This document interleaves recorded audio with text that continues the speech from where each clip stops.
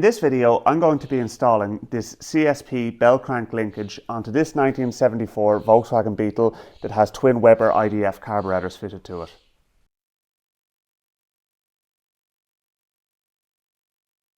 First thing to do is to remove the old hex bar linkage that's on it at the moment. To be honest with you, the hex bar linkage works okay, but the Bellcrank linkage does a much better job, and it's also going to look a lot better as well. I think you'll agree when you see it installed. So we're just going to take off the accelerator cable here now, first of all. Take out our little cable retainer jobby. I think they're called barrel clips, I can't remember to be honest. Okay, so that's that out. Now the next thing we need to do is we need to take the air filter base off one side of this because of the fact that I need to do that to get, actually we might not need to, let's see. Yeah, no, we will. We'll take off the air filter base on this side, and that way, at least, then we can get the whole linkage out of our way. First, though, I am just going to get the two nuts here and the one on the other side. So I'll take off our drop links, such as they are. Okay. So that gets them out of the way. Just put the nut back on that. I want to keep everything together for this linkage. Now we need to, we're just going to get that off there. So there's 4 10mm nuts, and of course they're nylock nuts. So let's get to wanging. Velocity stacks. Okay, now take your velocity stack off.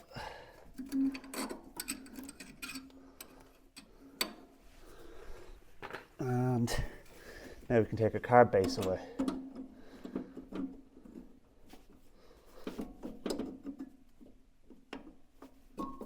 And that will now allow us to take out our hex bar. There is a spring there which fell out, we'll keep that.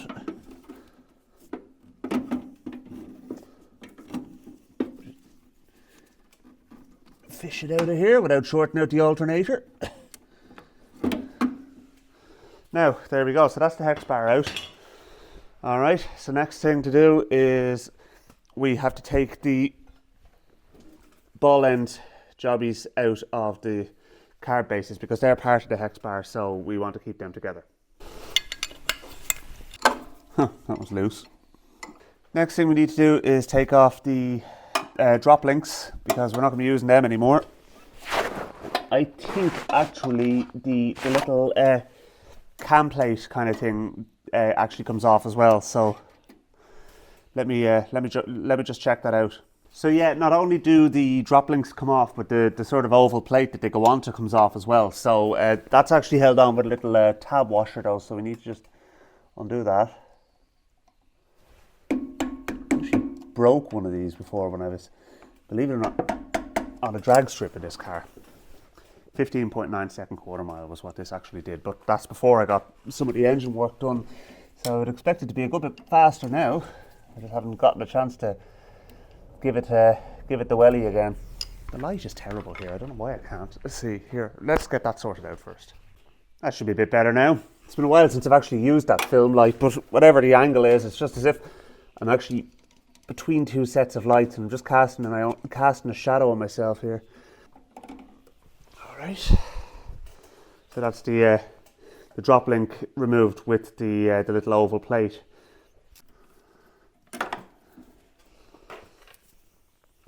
This is the drop link that got broken, and you can see it was welded. The place it actually broke, it's a stupid design. See the hole halfway down? It actually broke along there. Now, the accelerator linkage, or the linkage obviously wasn't properly adjusted, which is the reason why it broke in the first instance, because my foot was mashed into the carpet and was obviously putting a tremendous strain on that for it to break. But anyway, yeah, had to get it fixed. It was a fun drive home, I can assure you, trying to actually get the thing to perform basically on the carbs on one side, because I wasn't bringing it on a trailer. Okay, so I have everything unboxed now for the Bellcrank linkage, and this is a beautiful piece of gear. Really nice bearings in there now and everything as well, and just even you know, the detail, like the etched base and all that as well. Now you'll see there's actually an adjuster screw on here, and that adjuster is actually used for leveling off the linkage so that it's not cocked one way or another, okay, and that will become obvious now in a little while. But first of all, where it actually is going to be installed is down on the studs just behind your fuel pump, or in my case there's a blanking plate, but it'll be going down there. Don't panic, by the way, if there isn't enough thread sticking out of that stud. You can just back it out a little bit. So get 2 nuts onto the stud and just turn it out maybe a 1/4 inch or whatever, and that'll give you the clearance you need. Either that, or you can take out the stud and put a longer one in if you wanted to go down that route. I don't see why you would need to, but anyway, that's what you need to do there. In my case, I'm fortunate enough that I'm not going to have to do that. But anyway, let's take the nut off there, and I'll show you how we're going to proceed. I actually find the instructions to come with this kit are terrible. They don't really, they kind of gloss over some of the finer details that you might be kind of questioning, you know, that way. So it's the only thing that kind of lets it down. But look, you know, I mean, if you're anyway capable, you figure it out. You realise, of course, this is one of the reasons why I'm making this video. So if the instructions aren't good, then good old end float comes to the rescue. Anyway, right, yeah. So enough talking shit. Yeah, let's get this into position.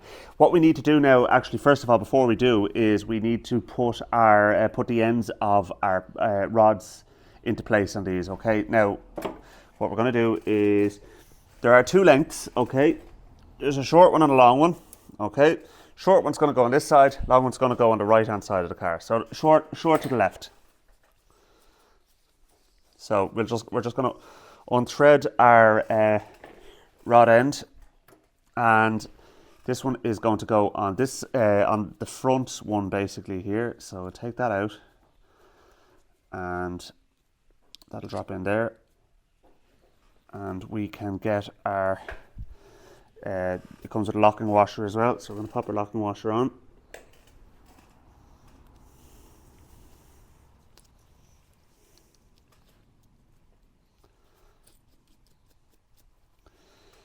And we'll nip that up now in a second. So we'll take the rod end off the other one as well. Now, I mean, instead of taking the rod ends off, you could take the ball joint out, or the ball end out of the rod end, but it's a bit finicky, to be honest with you. This is an easier way of doing it.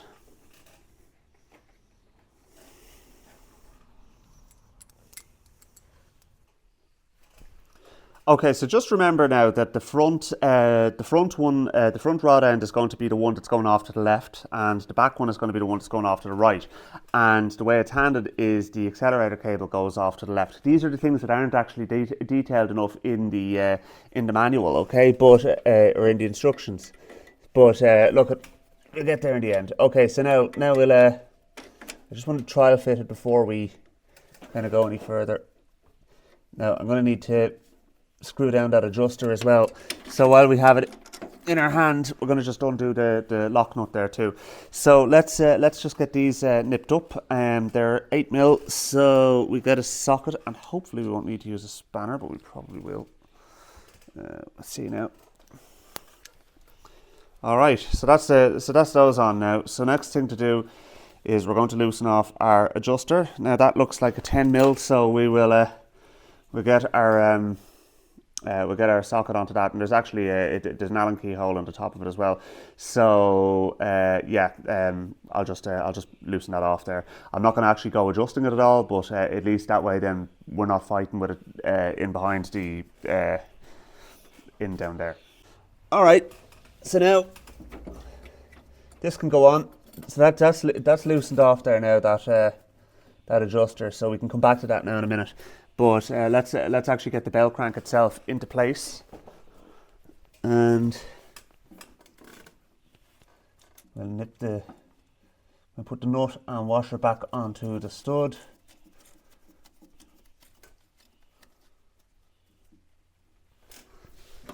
Let's get that tightened up. actually, I won't tighten it up yet because what I want to do is I want to actually do the adjustment on it. So let's see now. Let's do a bit of eyeball engineering to start with.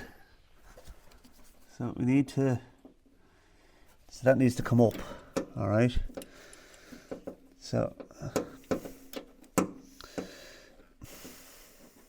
the only thing I'm seeing is that's, I'm hoping it won't be an issue, but that the rearmost ball end is actually hitting the bolt that holds the the backing plate on for the generator. So anyway, look, I don't think it's going to be an issue because I don't think it'll be adjusted that far forward. But let's get an Allen key there, and I'll just wind that down and we'll nip that up. At least that's the adjustment done, and we can tighten everything. Then we'll get into the actual push rods. All right. So to be honest with you, I actually just eyeballed the adjuster. I didn't bother kind of getting into going down the route of measuring or anything like that, but I suppose you could if you wanted to, if you were that way inclined. Now, in order to get that fully tightened up, I'm actually going to take it off the stud again because there's a little nip on it there now, so it's not going to move, but I'm just not I'm not happy with how tight it is, and it's kind of hard to get a swing on the spanner. Now, okay, that's done now. Right, so get that back on, and now this time we can actually tighten up our the nut on our stud. You know what? I'm actually going to put a little bit of Loctite on that because that stud is not. It doesn't normally have something swinging out of it like that, but a little bit of Loctite won't hurt. Bloody hell. Okay. A lot of Loctite then instead of a bit. All right, so that's that in. Now, right, next thing to do is to put our little cam plates or the lever plates on the carburetors themselves. These are the two cam plates or lever plates or whatever you want to call them, and they are handed, so you can't really go too far wrong with that. Okay, so one goes here. It's a tight fit actually, but nonetheless it goes on. Okay. This doesn't seem right to me actually. Right, and let me just look that up. I'm actually thinking that they should be facing down, not up, because if it's facing up, like that's pushing in the wrong direction there. So yeah, there has to be something wrong there. Okay, so it's kind of funny that I actually said you can't go too far wrong because I actually did go wrong on that. So that one goes over here. They do face down, not up. So get that on there. Let me get the other one over here.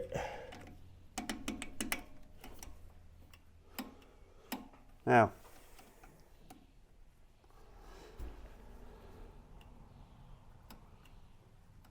Right. So the levers, they say they face down and inwards. So they face down and inwards. So, yeah, the funny thing is though, I actually would have expected that they'd pull and not push, but so look, if that's the way they have them, that's the way they have them. It doesn't really make a difference. Well, I mean, it obviously does make a difference. But yeah, anyway, right now, next thing to do is we have to put our lock tab washers on. I would have liked if they had come with new lock tabs, but they didn't, so we have to reuse the old ones. The nuts are fine, but the couple of lock washers, it wouldn't have cost the earth, and would have been a nice touch. Anyway, such as it is, let's pop that on there. Get a nut. I have to say already it looks an awful lot neater in here now with this this setup. The hex bar was a big ugly looking yoke. I didn't really like the look of it, to be honest with you. I mean, it's not a show queen by any stretch of the imagination, but you know, it's nice to have things right like that.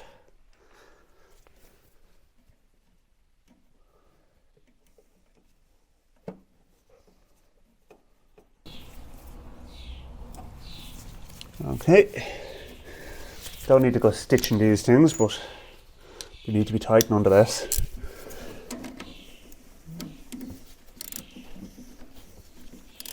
Okay, now I bend their lock tabs because they're not going to need to come off again. Should be pretty decent at that. All right. Okay, so that's them done now. So next thing I suppose is to put our push rods on. So let me check the instructions and we'll see what it says. Okay, so the shorter rod is the left-hand thread, and it's on the left-hand side of the car. Okay, so that's an easy way of remembering that. Okay, so now we're gonna just thread this in, and interesting, that doesn't come with. There's no clip on this. Oh, I can lock wire it if I need to. But yeah, the ball end has a hole for a clip to go through. Now, it may not need it, but yeah, I suppose it probably will stay put. I can, as I said, I can lock wire it if I need to. I just would have rather not having to do that. Like, so let's get this in here. All right, and we'll screw it into our. I just leave it like that for the moment. Let's get this one in now. They're both left-hand thread on the end. All right, okay. Anyway, let's just keep going. We'll figure it out afterwards. If I need to move things around, I will.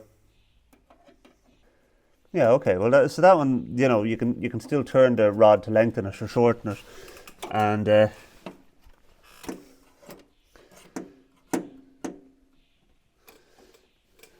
So let's just click that on. Make sure. So that's fully home on both ends. So that gives us. There we go. Okay.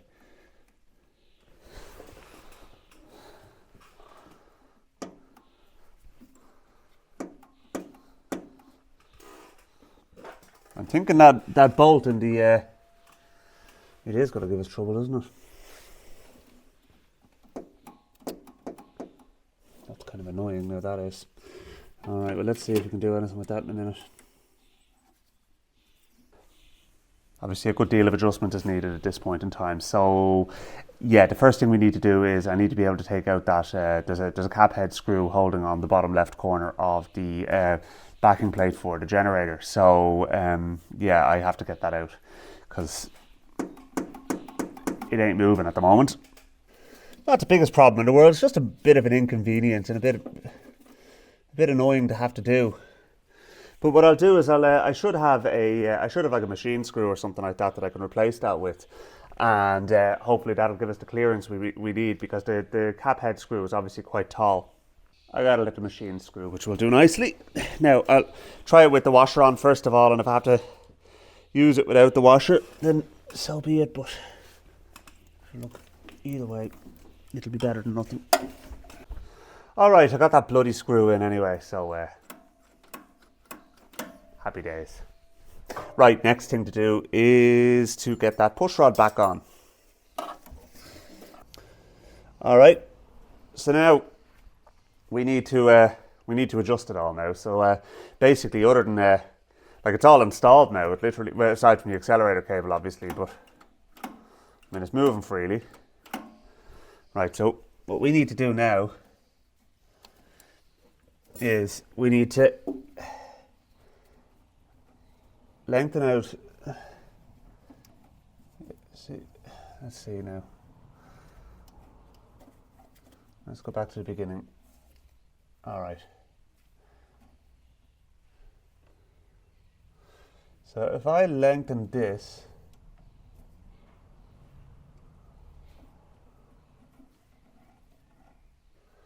right, that's both of the carbs now closed, right? But the travel is too far forward on this. So when we have it at half throttle, it needs to be like that, okay? So what we'll do is, let's see, now if we, so that needs to be longer.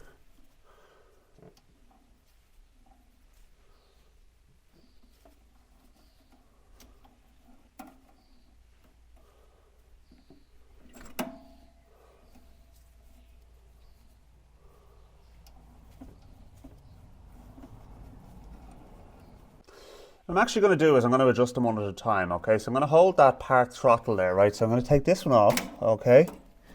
Now, that's roughly part throttle there, okay? So, part throttle there means that needs to be there, right? So that's halfway along its travel, okay?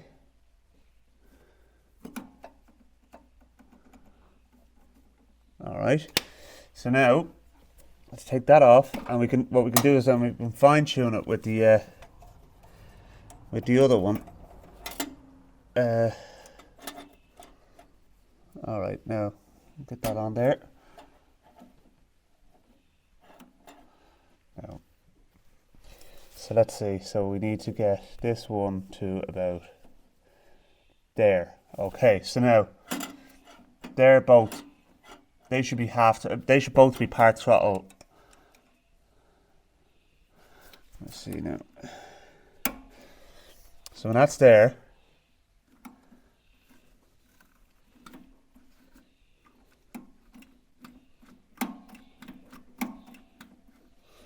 okay, that's not bad. That's actually not bad at all. So that carb is now closed, and that one is just closed there now as well.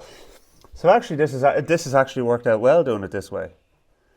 So yeah, I mean, like,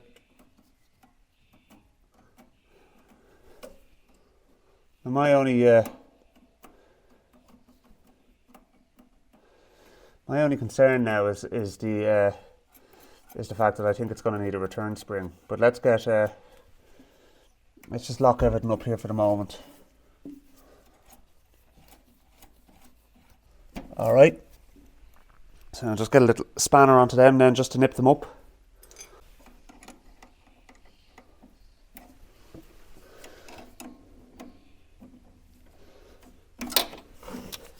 Not happy with how well they're staying on there at all. I think a bit of lock wire is what's needed. Alright, so the only thing now I'm finding is that one is ever so slightly out of adjustment. So, need to adjust that one. Now you can adjust, whatever you do on one will affect the other, because the two of them are linked through the bell crank. But okay, so now, all right, that's closed, and that's closed. All right, so now let's lock it up and see how we go. All right, that feels nice now.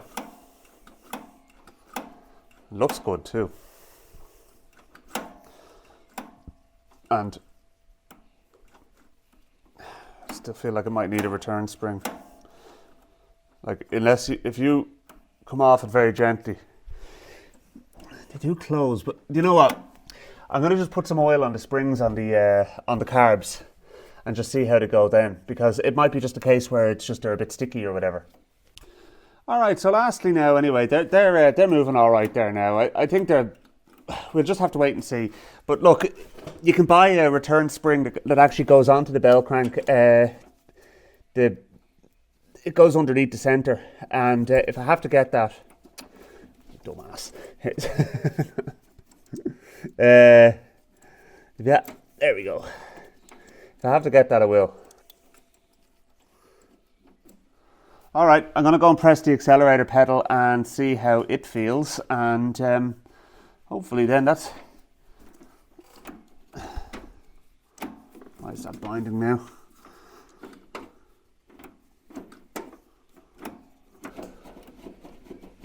There's something rubbing there. I need to find out what that is. That's not. It's not right at all. You know what? I think it might be time for me to treat this car to a new accelerator cable. It's bloody annoying, that is now.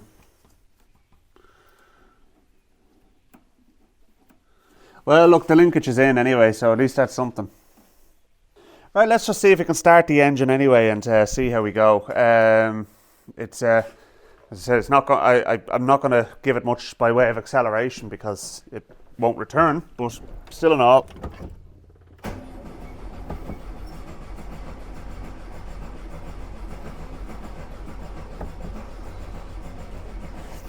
It's probably flooded out in fairness because of the fact that we've been pumping the accelerator until the cows come home. Battery's a bit low as well. God, the smell of petrol off it. Yeah, look, I'm going to let it dry out and I'm going to get an accelerator cable and I'll pick this video back up when we're doing that, okay? Oh, look, I'm sure I have an accelerator cable somewhere. Do you think I can find the bloody thing? No, of course not. Anyway, look, I'll order another one and the other one will show up the day before the new one arrives, which is standard operating procedure.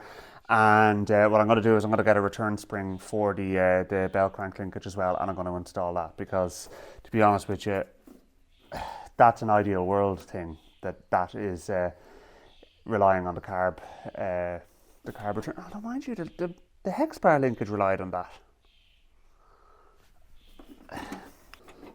You know what it feels like? It feels like that tube that the thing passes through is bent. I'm going to just pop that off for a second. We'll have a go. I'll just take it out and see. Oh yeah, it's bent all right. So let's straighten that out and put some grease in it as well. It's as dry as a bone.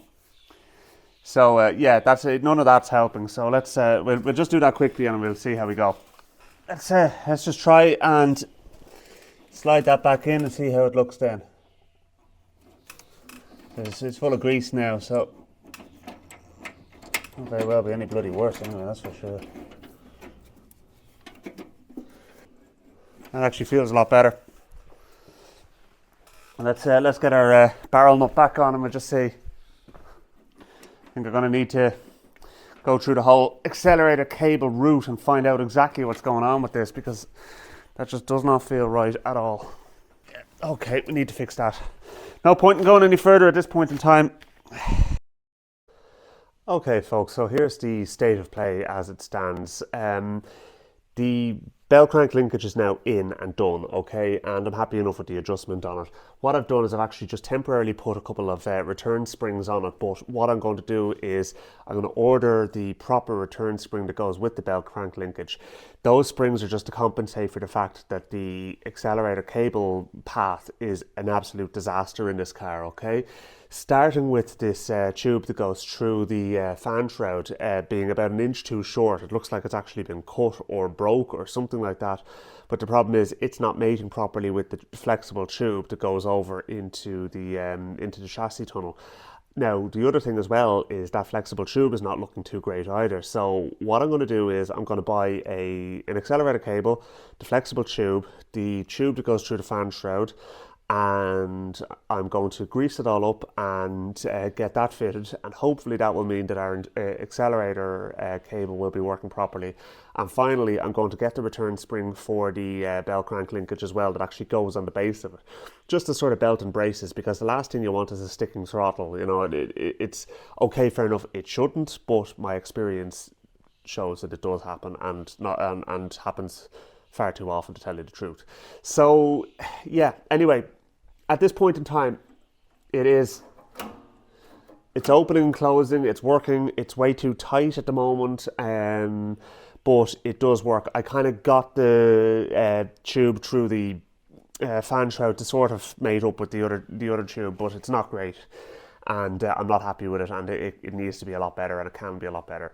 So I'm going to leave it there on this video, and we'll pick this up at another stage and do and treat the whole accelerator cable path as an entirely separate entity. Yeah, anyway, let's leave it there. Thanks very much for watching, folks, and yeah, stay tuned. There's plenty more work to be done on this car, I can assure you. And the next thing probably will be me getting stuck into the camper van, where I need to find out why the turbo blew, and I have a few theories up my sleeve, and I've ordered a few parts and stuff like that for it as well. So we'll be picking up with that again soon too. So thanks very much for watching. Please do hit the subscribe button before you go. I really do appreciate it, and it does help my channel a lot. Chat to you soon. Oh yeah, of course I charged the battery. Let's give it a start.